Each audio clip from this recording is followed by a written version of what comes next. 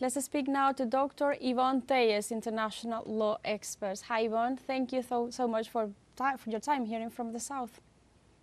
Thank you, Alejandro, for the invitation.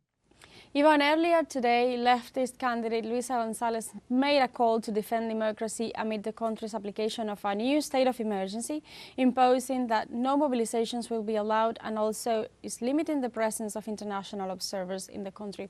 What is at stake today in terms of security and democracy?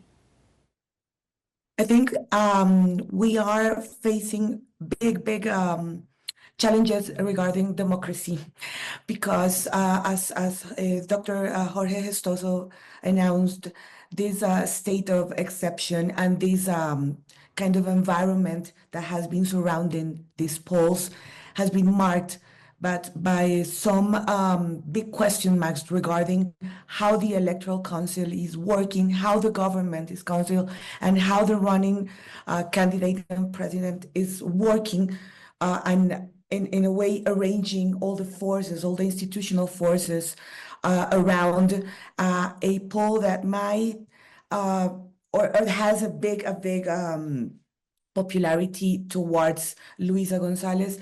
But it seems like the institution itself, and I'm talking about the state, has been like moving towards some strategies that tend to limit, in a way, how the natural exercise of election has been or is supposed to work. So I think we are facing. I don't know if we can say so in that strong sense, but it seems that the transparency of the polls it's a stake. I mean, we can pose some questions because some unusual measures regarding the institutions, such as the state of exception declared yesterday, for example,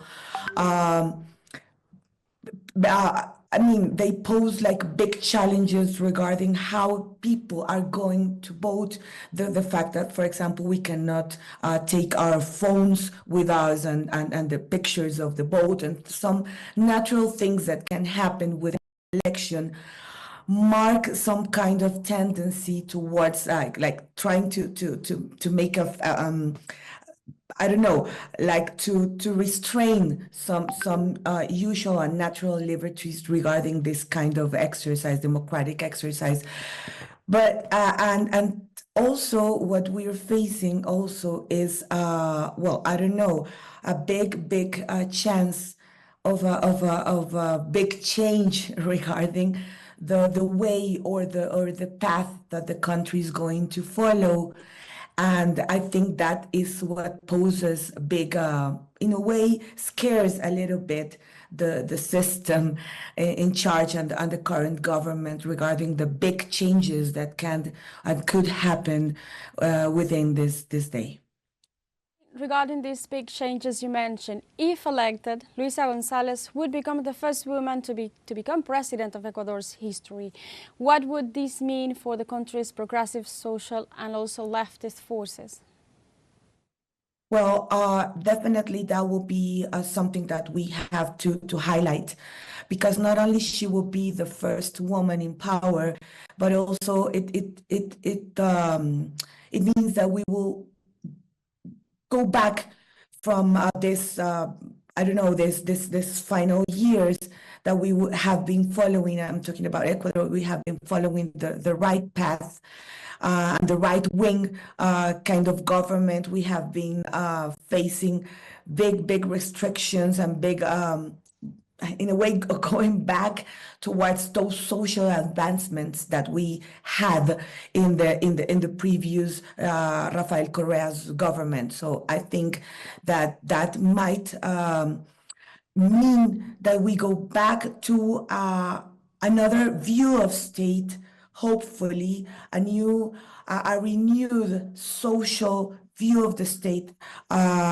Also, a different path regarding how social issues could come to the front in this case. And that will mean definitely a big step, I think, towards development and the path that we have been, in a way, losing in this previous years, because this state has been, and I'm talking about Ecuador, we have been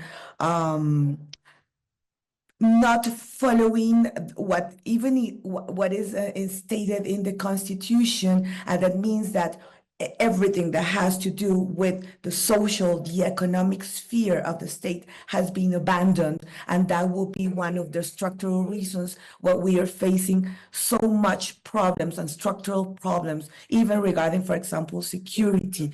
So I think that that will be a definite change, and hopefully we could see that. I don't know if things turn in a favorable way as we are expecting. Thank you, Ivonne, very much for your time hearing from the South. Thank you very much, Alejandro, for the invitation.